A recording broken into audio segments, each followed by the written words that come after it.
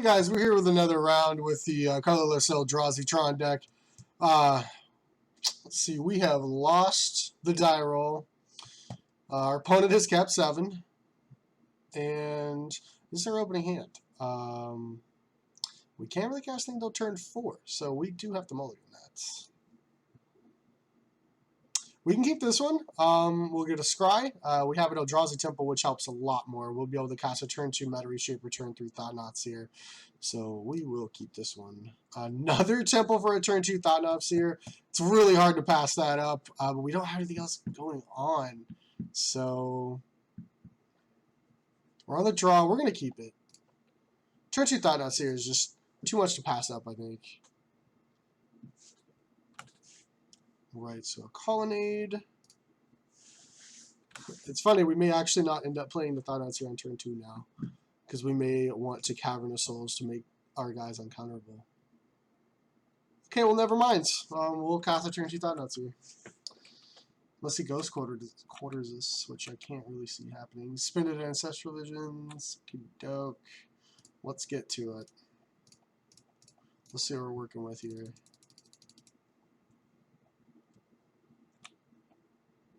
Probably a whole bunch of stuff we're not going to want to see. We don't care about the counter spells.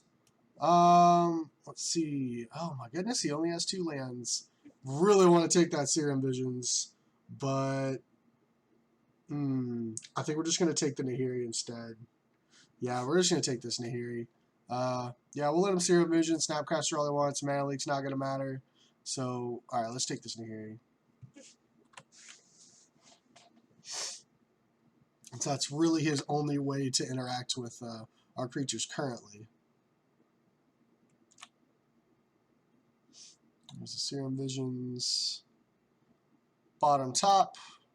No lands. Alright. We might be able to get him this game. Alright, well that top card has got to be a land.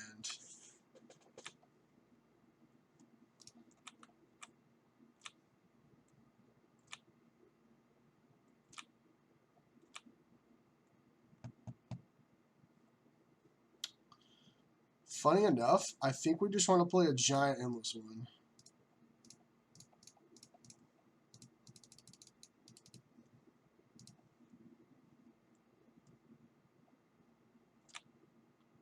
Alright.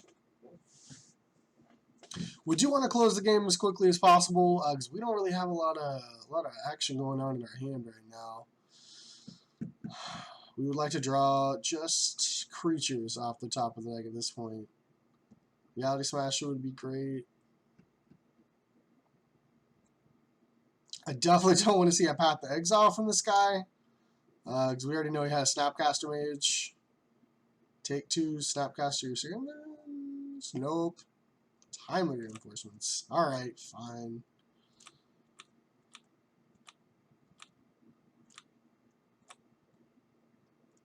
Alright, well, let's keep attacking and keep playing giant creatures.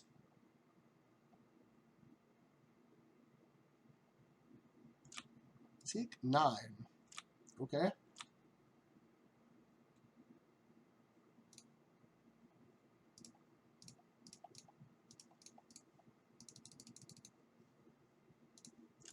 Let's hope he doesn't play Detention Sphere. If he had Wrath, he would block.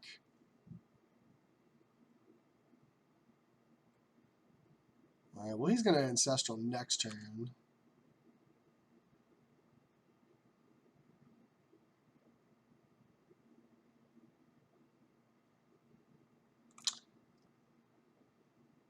Alright. I'm not really sure what happened, but we won! Okay.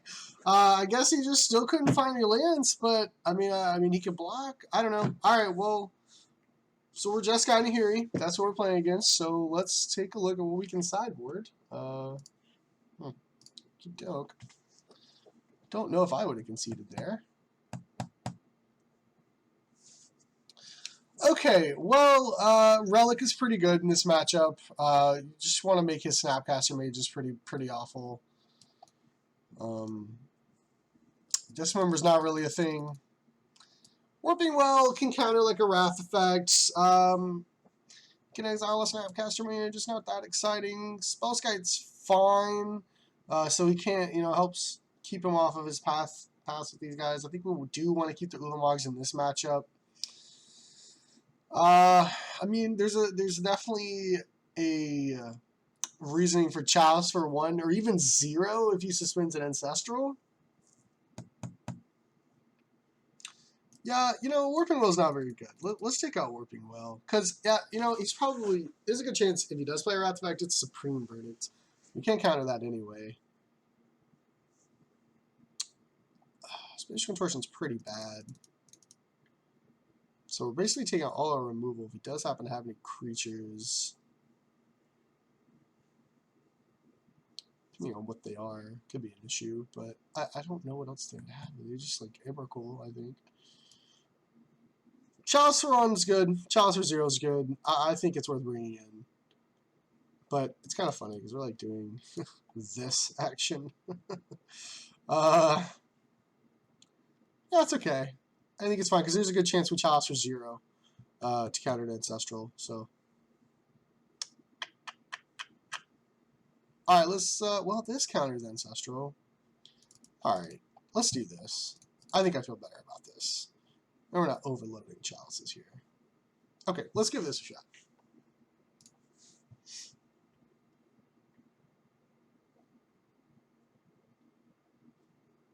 All right, going into game 2.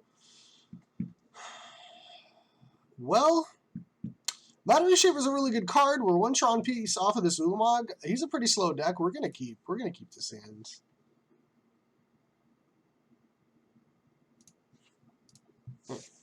Leading off with a Colonnade. All right, another creature's fine.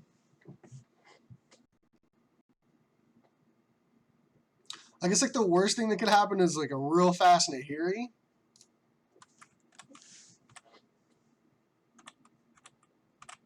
His mana leaks can be live this game. We don't have our Cavern. But hopefully we'll just get this 3rd Tron piece going.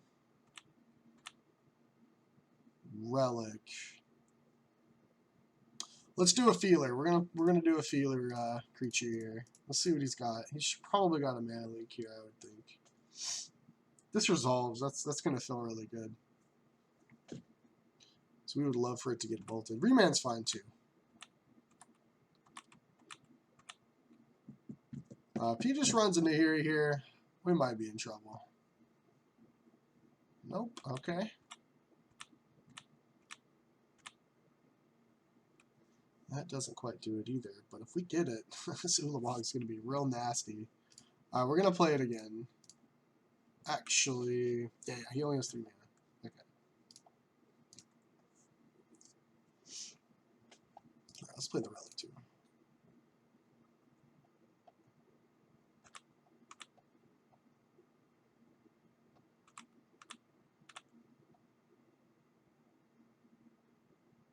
What you got? Windowing click. Okay. Well, you might. Oh, he targeted himself. All right. Let's see what he took. So you revealed. Revealed an Emrakul. Fair enough.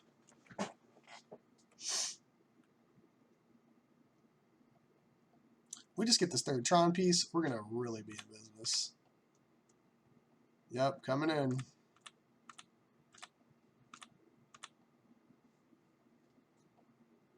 What else you got?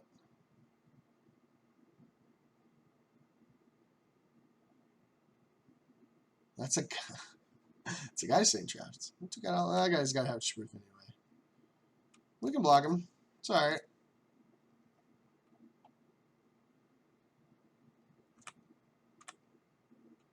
Oh boy. All right. We're in business. We're in business. Let's attack for 3.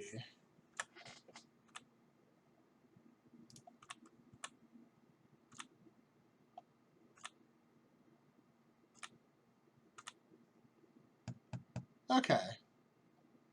I mean, if he has Path, he can still hit us for a lot.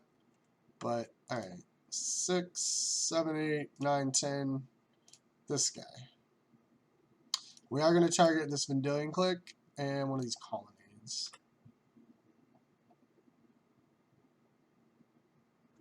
I mean, he could have Path and we could just, you know, still be in a sticky boat.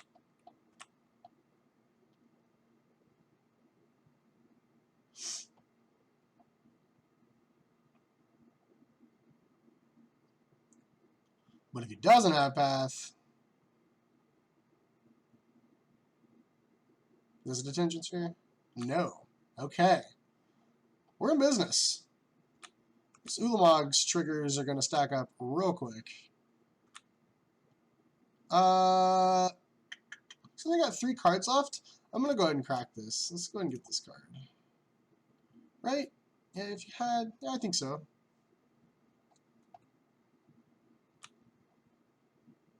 Alrighty.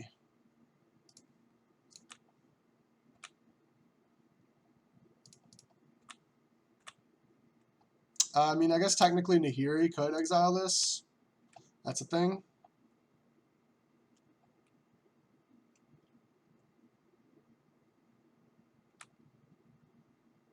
It's one way to do it.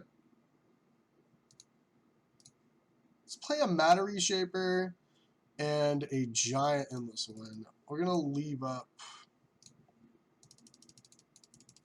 our Ghost Quarter.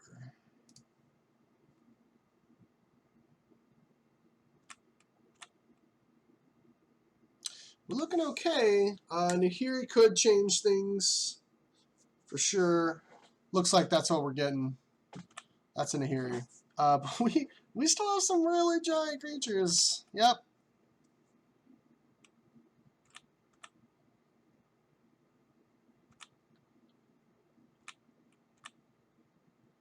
That's a card. Okay.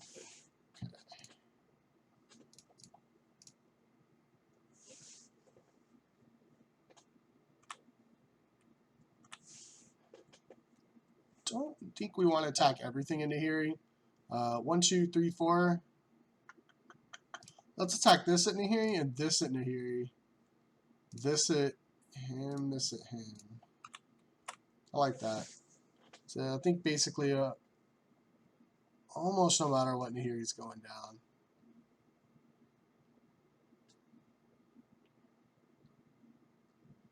I guess he can, if he has a removal spell, he could stop that. I'm okay with all of these things. We're not going to play this other Endless One. That's our last business spell. He happens to have a Wrath effect. We need a follow-up.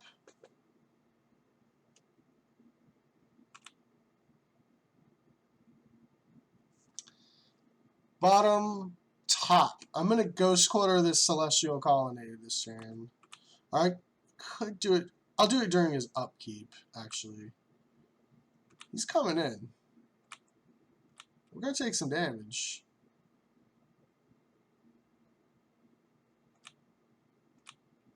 Well, what do you got? Looks like a Supreme Verdict. Okay, or Wrath. Alright, it is Wrath. Okay. Oh yeah, we get to do this. Endbringer is good. Thought-Knot-Seer is great. I'm going to go ahead and Ghost Quarter this now. Make him shuffle that deck. So now that Scry 1 that he liked is gone. And did he just get nothing? He failed to find. Okay. Fair enough. Yeah, this isn't looking good for our opponent here. See what that last card is. It's a mountain. Play an Endbringer. 9. I'd rather just have a lethal on him next turn, I think. Chip for 9. And then that's 10.